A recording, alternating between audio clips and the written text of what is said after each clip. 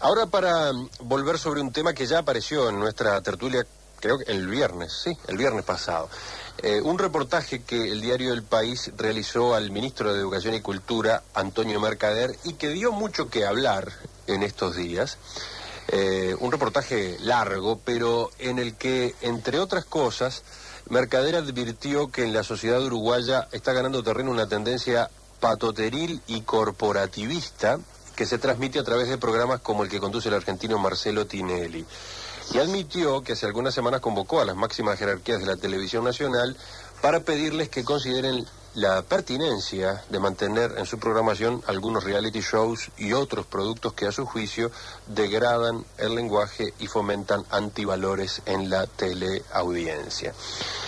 Mercader consideró deseable que todos los canales alcancen un acuerdo para levantar de su pantalla algunos programas y apeló a que los directivos de la televisión uruguaya piensen también en sus familias y en los que quieren y comprendan que algunos de los productos que emiten inciden en la manera de hablar, en las cosas que se aceptan y se admiten, en las malas palabras que caracterizan un lenguaje groserote y guarango y en lo mal que se habla el castellano.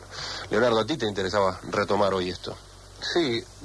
Yo con algunas cosas que dice dijo Mercader en la entrevista coincido, si él habla creo que sí, que se puede decir que hay una tendencia patoteril y corporativista creciente, podría coincidir con eso. En la sociedad. En la sociedad.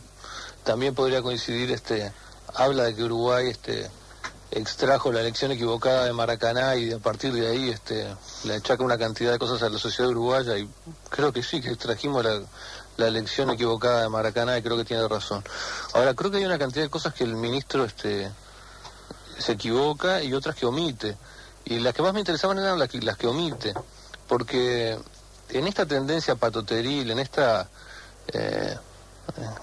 cultura de lo terraja que ha invadido el Uruguay, que Claudio Paulillo se ha escrito sobre eso hace poco una columna, en esto que antes del partido de Uruguay y Australia pasaron la cumbia del orto por los altoparlantes.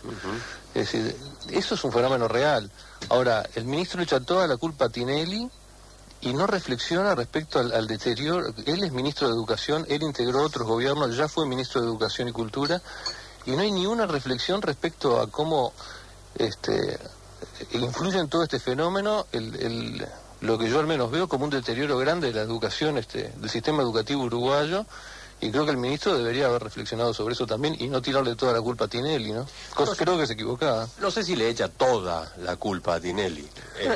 Marca ese tipo de programas como un factor que estaría incidiendo. Pero ¿no? precisamente, yo que en general coincido con el diagnóstico del ministro en cuanto a, como señalaba Leonardo, el concepto de lo que Paulillo ha bautizado como la cultura de lo terraja, que evidentemente está imperando en la sociedad, lo estamos viendo. De todos modos, no me surge a mí claramente la relación de causalidad entre el programa de Tinelli y esta cultura.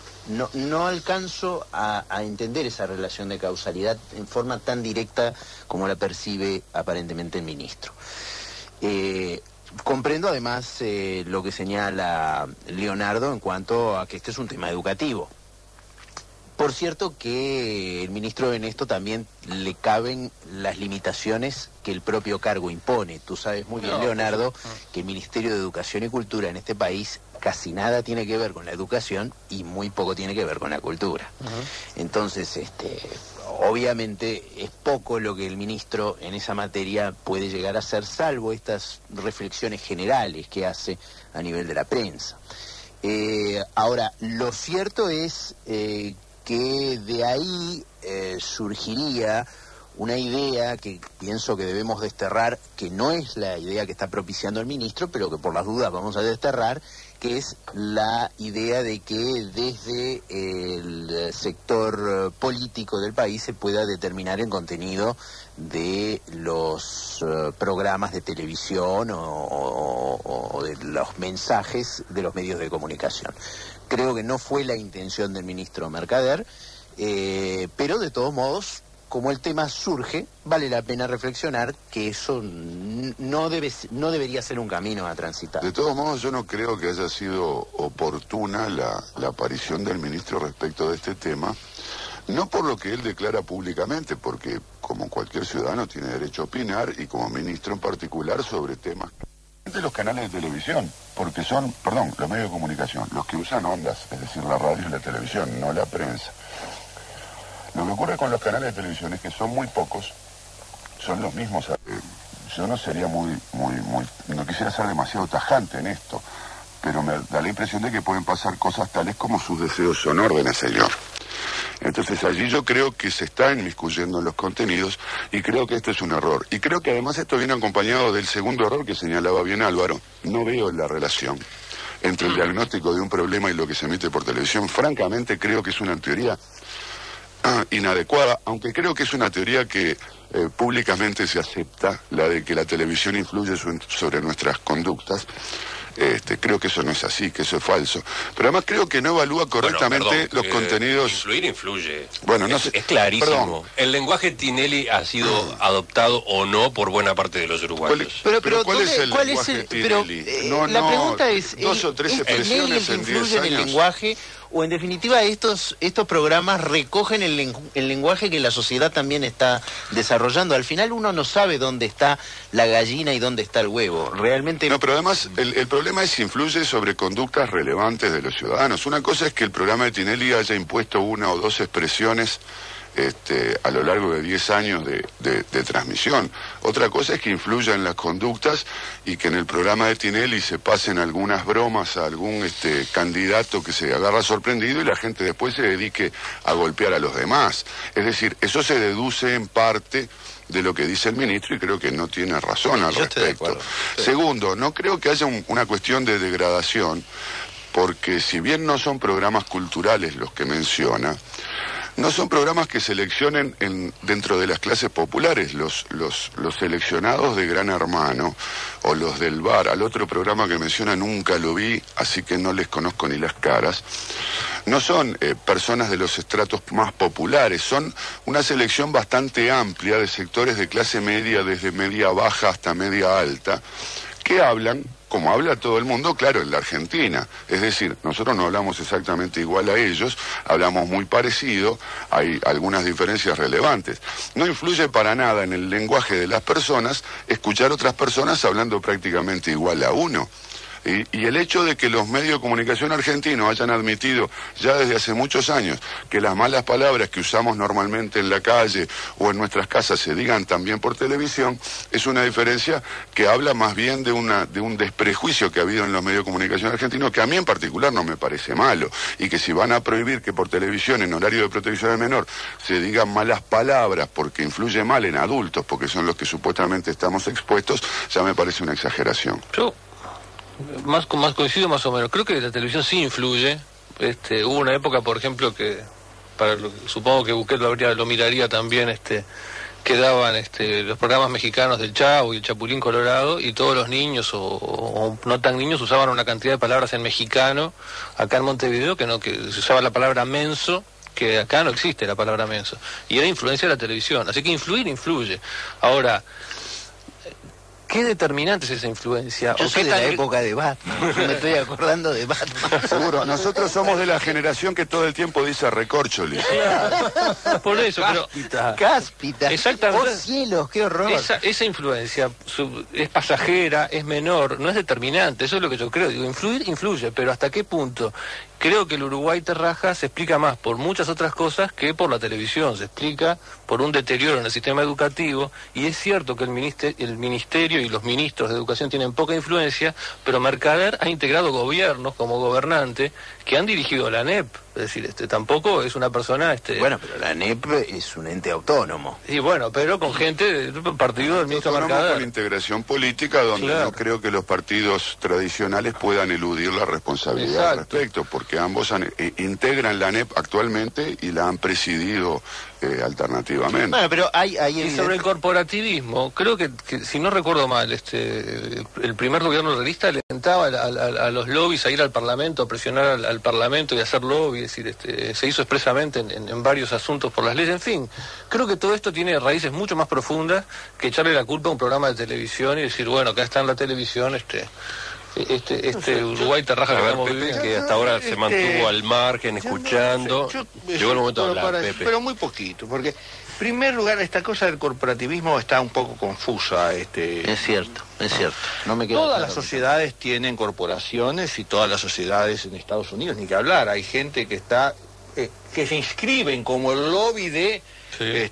Todas las sociedades tienen intereses corporativos. El problema es cómo se dirimen esos intereses y si terminan gobernando sobre el Estado y haciendo lo que ellos quieren y su interés privado predomina sobre el interés general. Entonces, yo creo que hay una cierta confusión sobre que hay muchas corporaciones. En Uruguay hay muchas, como lo hay en Argentina, como en Estados Unidos, como en todos lados.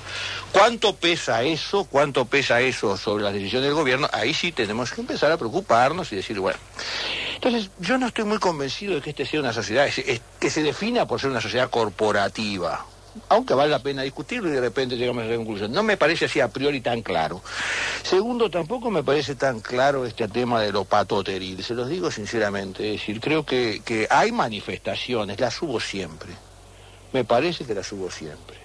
De repente algunas se han agudizado en el estadio, qué sé yo. Pero me parece que las hubo siempre. Por el contrario, me da la sensación, si uno mira, yo he vivido en otros países, si uno mira con respecto a otros países, me atrevería a pensar que el nuestro es menos patoteril que otros. Me atrevería a pensar eso. Yo llego, comparativamente. desde la misma experiencia llego casi a una conclusión contraria. Depende de donde hayamos vivido, pero no sé, no tengo esa sensación. La pregunta quizás es patoteril. No tanto cómo estamos en comparación con otros países. Son expresiones muy generales, ¿Pero ¿no? qué quiere decir patoteril también, ¿no? Es decir, la patota, es decir, vamos en grupo a pegarle 7-1. Esa es una patota, o vamos y agredimos al señor comercial. Actuamos por alusión un conjunto contra otro. ¿Es esa una característica de la sociedad uruguaya? Sinceramente tengo mis... No, la pregunta podría ser no tanto cómo estamos Uruguay en comparación con otros países, sino cómo estamos en comparación con nosotros mismos. Con nosotros mismos. Es decir, ¿Ustedes creen que eso se ha acentuado? No estoy del todo seguro. Tengo seguro. la impresión. Yo tengo directamente, es decir, yo quisiera ser más preciso en los términos. Yo creo que lo que el ministro se refirió con estas dos imprecisiones, la cultura patoteril, el corporativismo, que son dos cosas, dos animales de distinta especie, o lo que Paulillo llamó la cultura de lo terraja, para mí en definitiva se traduce en un concepto que es la degradación de la civilidad.